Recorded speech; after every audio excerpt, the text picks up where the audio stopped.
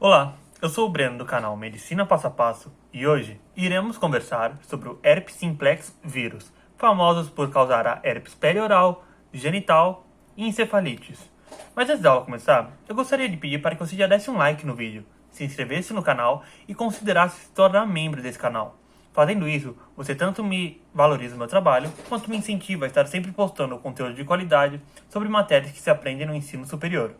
Os herpes simplex vírus, também chamados de HSV, se dividem nos herpes simplex vírus de tipo 1 e os herpes simplex vírus de tipo 2, onde o tipo 1 causa prevalentemente sintomas na região perioral ou na mucosa da boca, enquanto o herpes simplex de tipo 2 causa prevalentemente herpes genital. Porém, ambos os vírus podem causar ambos os sintomas. Os vírus do herpes simplex, eles conseguem produzir enzimas como, por exemplo, a DNA polimerase DNA dependente, a ribonucleotídeo redutase, que consegue reduzir os ribonucleotídeos em desoxirribonucleotídeos. Também conseguem produzir a timidina quinase, que consegue fosforilar esses desoxirribonucleotídeos. Ou seja, ao produzir todas essas enzimas, ela se torna independente do ciclo celular da célula. Ela não precisa estimular a célula em fase S.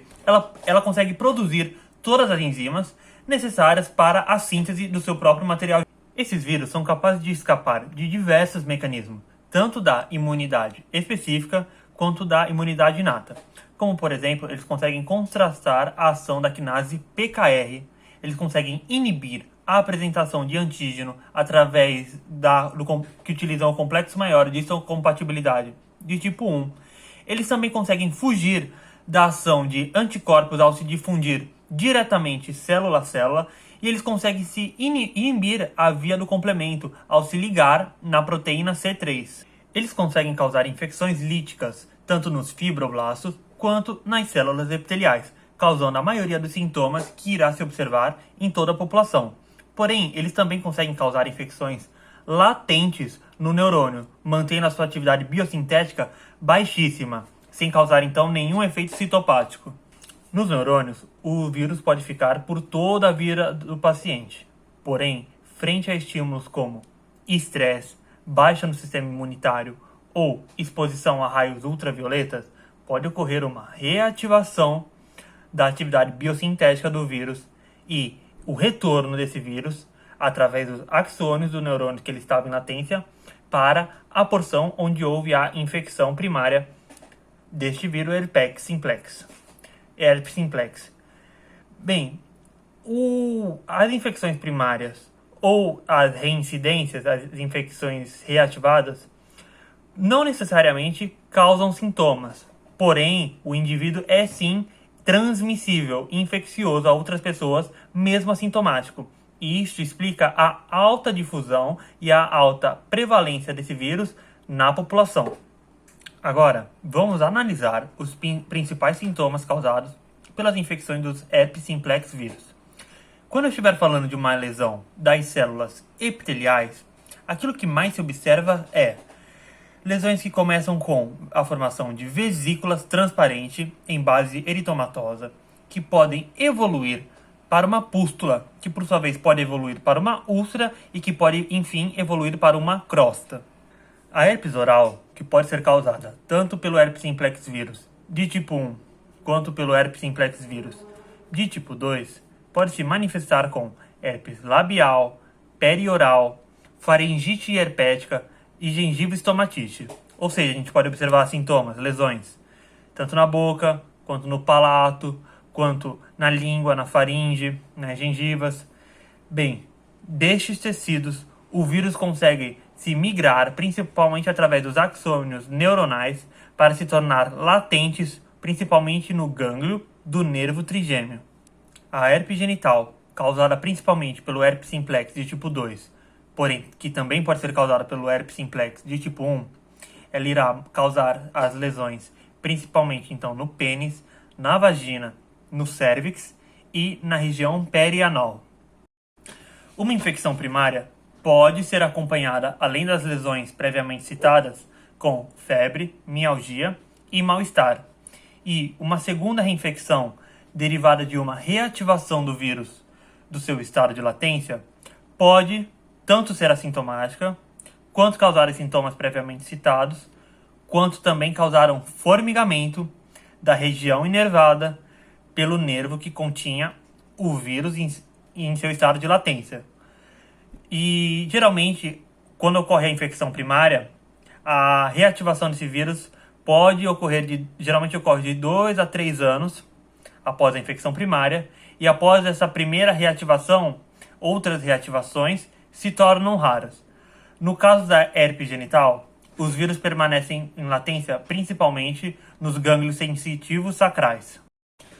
Nos dedos, nós podemos também observar um panarício herpético.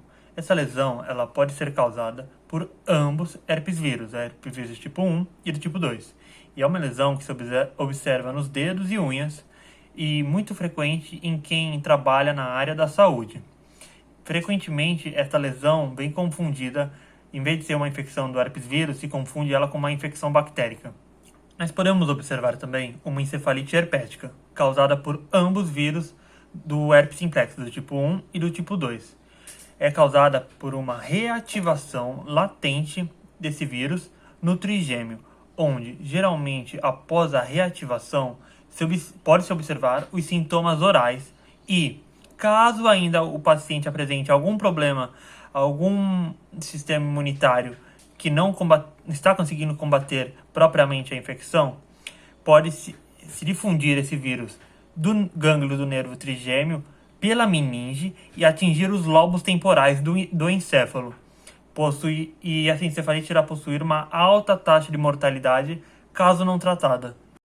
O vírus herpes simplex é a principal causa de encefalite, tanto em idade pediátrica quanto em idade neonatal.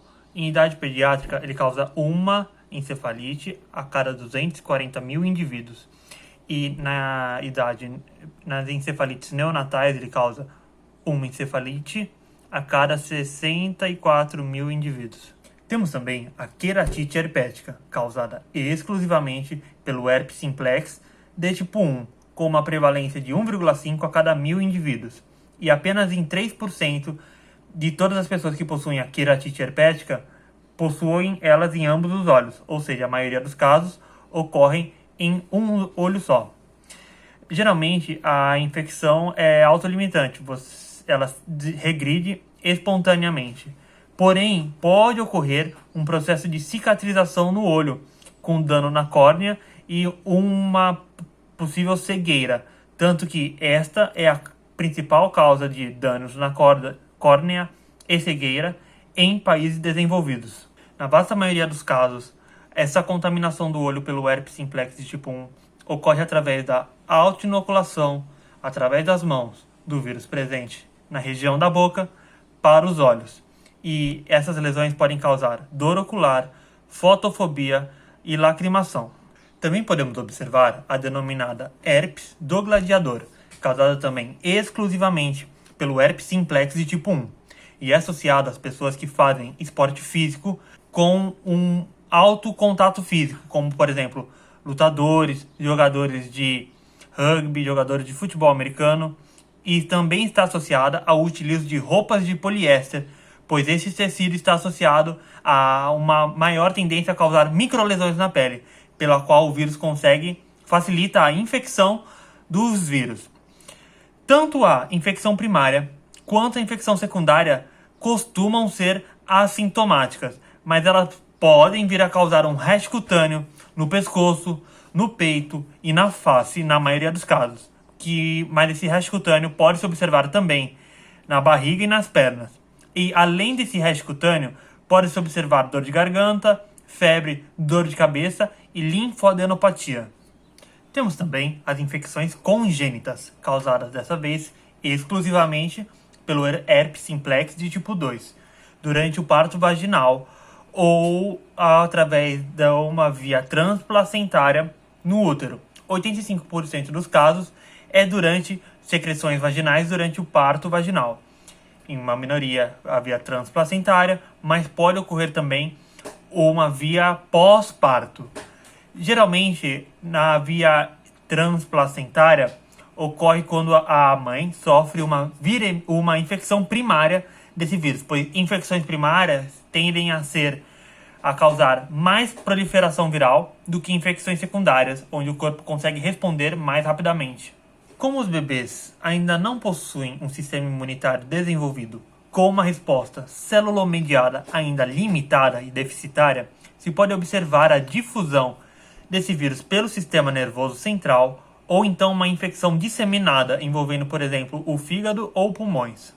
Caso a infecção ocorra ainda no útero, pode-se observar aborto, encefalite, hidrocefalia, morte intrauterínica ou ainda o recém-nascido pode nascer com lesões cutâneas. Em mulheres que apresentam os sintomas da herpes genital ou um formigamento das regiões genitais, se indica o realizamento do parto cesáreo e uma terapia de 10 dias com aciclovir para o recém-nascido. Na epidemiologia desse vírus, observamos que as infecções pelo herpes simplex de tipo 1 são muito difundidas em toda a população mundial, mas principalmente em países não desenvolvidos. Nesses países, 90% de toda a população é soropositiva em até 2 anos de idade, enquanto em países desenvolvidos, cerca de 60% da população é soropositiva até os 50 anos de idade.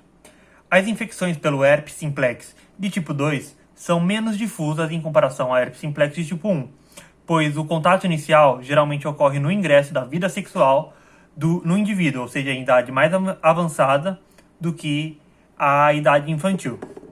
Nos Estados Unidos, cerca de 22% dos adultos que possuem uma atividade sexual ativa são soropositivos. A diagnose pode começar com um teste denominado esfregaço de Zancke, onde se procura um efeito citopático nas células possivelmente contaminadas. Se procura, por exemplo, células gigantes multinucleadas. Porém, este não é um teste muito específico e pode-se usar a imunofluorescência contra glicoproteínas virais ou então PCR no líquido das vesículas. Quando se utiliza fármacos contra a herpes, o objetivo é sempre amenizar a fase aguda e não curar, pois o vírus ele consegue se manter em fase de latência nas células neuronais, com um baixo processo biosintético. Logo, um tratamento de algumas semanas com um análogo nucleosídico não é capaz de curar o vírus. O análogo nucleosídeo mais utilizado para conter a fase aguda é o aciclovir, que pode ser utilizado tanto de formas tópicas, como cremes, para infecções cutâneas, pode ser utilizado de forma ocular, como colírios, para combater as queratites, pode ser utilizado também de forma oral, através de comprimidos, tanto para combater as infecções cutâneas de modo geral, quanto para prevenir reincidivas em pacientes imunocompetentes. Mas também existe a forma endovenosa, que se aplica em recém-nascidos para tratar de encefalite ou para prevenir reincidivas em pacientes imunocomprometidos. Isso aí, galera. Essa foi a aulinha sobre herpes simplex vírus. Eu espero que vocês tenham gostado. Se gostou, não esquece de dar aquele like no vídeo, compartilhar com seus amigos, que eu acho que é a coisa mais importante a se fazer, se você conhece alguém que pode gostar desse canal. Considerar se tornar membro desse canal para valorizar meu trabalho. E é isso.